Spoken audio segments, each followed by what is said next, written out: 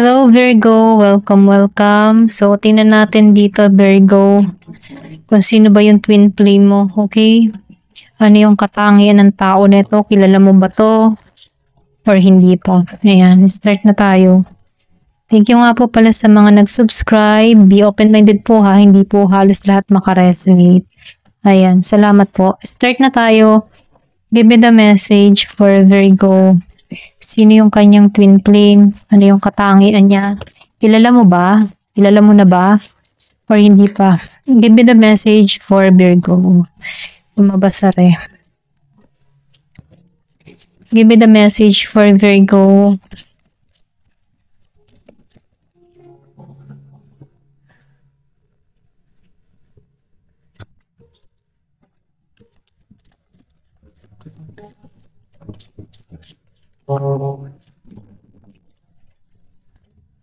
Nakitaan ko dito, no? Meron kang twin flame na matindi yung pinagdaanan, ano? Pero yung nakikita ko. Kumbaga nakaranas din to ng betrayal sa buhay niya. Okay?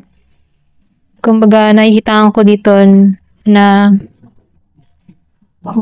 nagkaroon to ng kahinaan dito. Hindi niya yung bang tipo na wala siyang idea, ano, sa mga ginagawa ng tao nito sa kanya dito. So, meron ka ditong twin flame na meron tong bad experience sa relasyon na kung saan, wala siyang alam, okay, na minamaltrato na tong tao na to. Pwede rin sabihin, yung ka-twin flame mo dito, andito pa rin siya sa stage na meron pa tong kinakasama, meron pa tong relasyon, hindi pa kayo nagkikita nito, okay? Ito lang yung nakikita ko.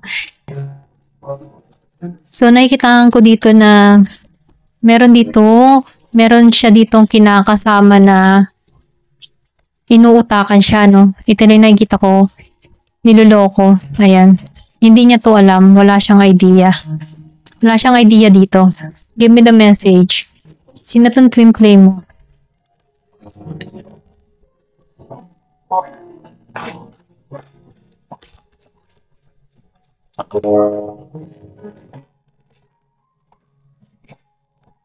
Okay. So, nakikita ko rin dito, no?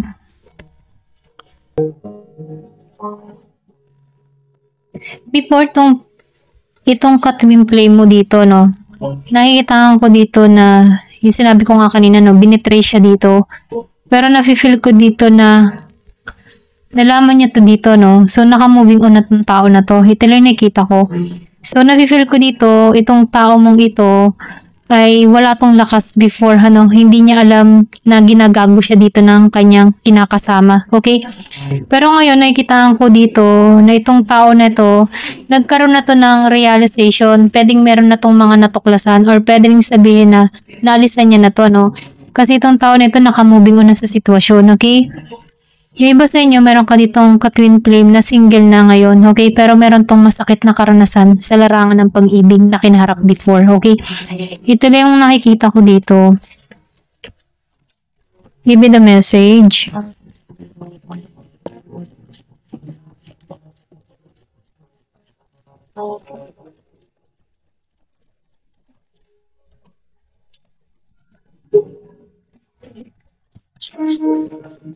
Pero nakikita ko dito, no, meron ka ditong ka-twin flame na hindi siya spiritual, Kumaga, hindi to, yung bang tipo na open na ulit ito, hindi to grounded. Ito lang nakikita ko. Kumbaga, pwedeng mabuti tong tao. Ito lang nakikita ko. So, nafe-feel ko dito, meron kang ka-twin flame dito na handa na muli. Handa na muling sumabak sa pagmamahal. Handa na ulit tong magkaroon ng panibagong relasyon, okay? So, nafe-feel ko dito, pwedeng makilala mo na tong tao na to, no? Sa panahong hindi na to grounded. Ito lang nakikita ko dito, no? Ito lang nakikita ko, meron ka ditong ka-twin flame na Sagittarius. Meron kang ka-twin flame dito na Aries, Leo, Sagittarius, Gemini, Aquarius, and Libra, and Scorpio, Cancer, and Pisces. Ito lang yung nakikita ko dito. So, nakikita ko dito, once na nakilala ka ng tao na ito, iba yung mararamdaman ng tao nito. Parang may humihigit sa kanya dito patungo sa'yo. Okay? So, meron dito magnetic energy or magnetic attraction sa'yo. Okay? So, nakikita ko dito yung magigitong open. Okay? Magigitong open sa'yo. Okay? Kumbaga, makakahanap to ng komportable sa'yo, okay? Kumbaga nakikita ko dito yung pagtatapat ng tao na to or pwede rin i-share ng tao nito yung mga naganap sa kanya, okay? Ito lang nakikita ko, so nafe-feel ko dito yung pagiging open. Open ito sa'yo. Ito lang nafe-feel ko.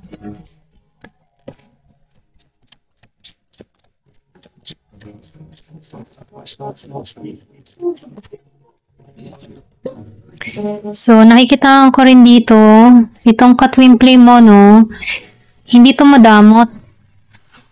Siya yung tipo ng tao na mapagbigay. Lalo na, no, once na meron tong ginusto, okay? Once na nagustuhan ka nito, okay? Or once na na-encounter mo na to, hindi to madamot sa'yo. Ito lang nafe-feel ko, no? So, nafe-feel ko dito yung pagiging nitong mapagbigay or pwede rin sabihin stable na to sa buhay, ano?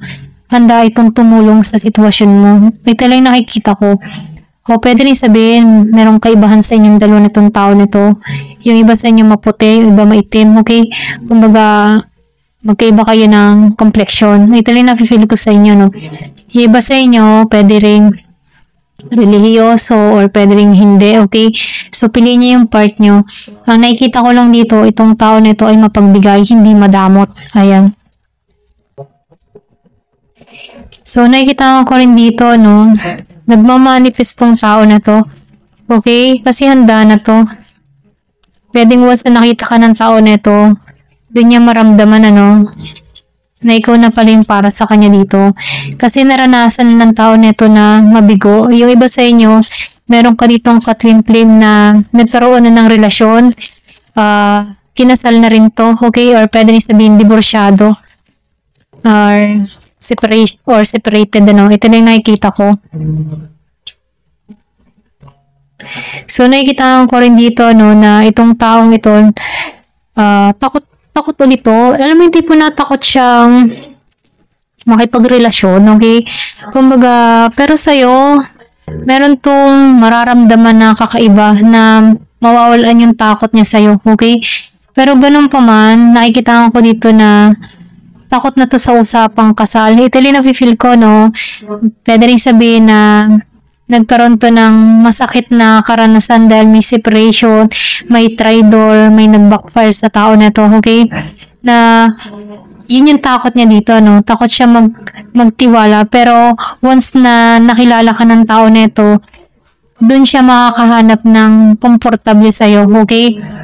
Pero ganun pa man, ano, itong tao mo, meron pa rin tong agam-agam sa kaisipan niya. Okay? Kaya, hindi mo,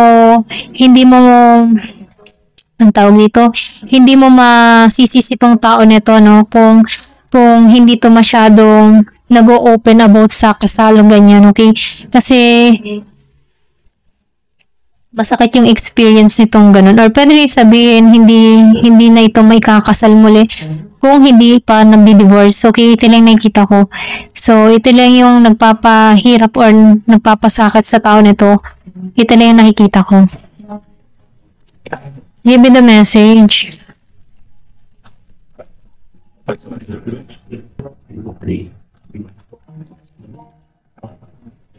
Pero ganun pa man, ano, nakikita ko rito na once na naiisip ka ng tao neto, no, or once na makilala ka ng tao neto, no, hindi ka mawawala sa isip nito. Ito lang nakikita ko.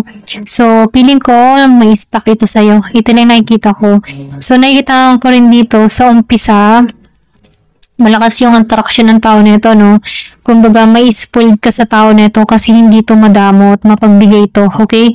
Once na meron ka mga kinakailangan, ganun siya mag-way ng pagmamahal, no?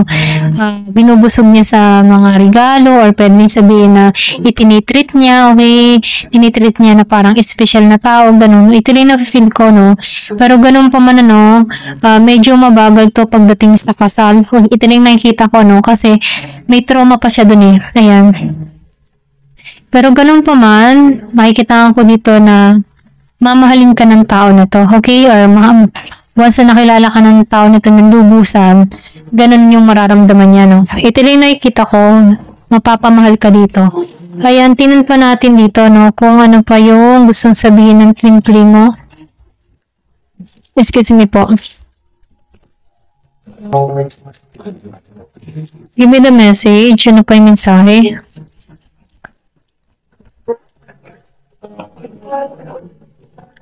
I dream about you at night. So, yung iba sa inyo, kilala mo na to. Excuse me po. I remember the day we met like it was yesterday. So, nakikita ko dito, no? Kumbaga, hindi ka mawawala sa isip ng tao nito, okay? Kung nakilala mo na to, feeling nito kahapon lang kayo nagkita, nagkakilala, no? Kumbaga, kahit mahabang panahon na kayo nagkakilala ng tao nito, feeling ng tao nito, fresh na fresh pa rin, okay? So, ganun yung love ng tao na to sa'yo, no? Hindi mawala once na nakilala ka ng tao nito. Or pwede rin nakilala mo na to, no? Ito na yung nakikita ko. Yung iba sa inyo, pwedeng nakilala na to or pwede rin hindi pa. So, nafe-feel ko dito yung feelings ng tao nito. Okay? Give me the message.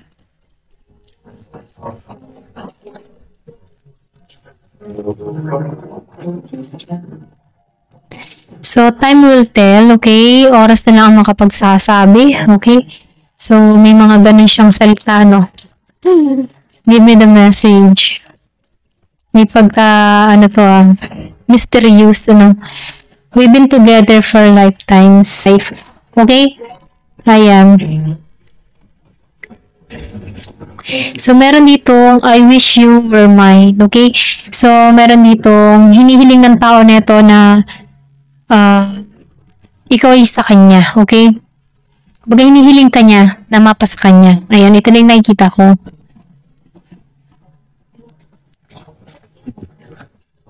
Give me the message.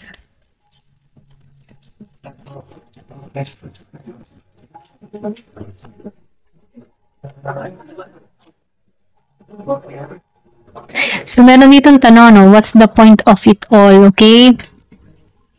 Ano pa ba ang punto ng lahat? Ayan. So, parang gusto ng tao neto, no? Once na mahal mo siya, or mahal mo siya, mahal ka niya, go na, okay? Wala nang paligoy-ligoy pa. Ito lang nafe-feel ko sa kanya, no? Straight to the point na direkta itong magsalita. Ito lang nakikita ko.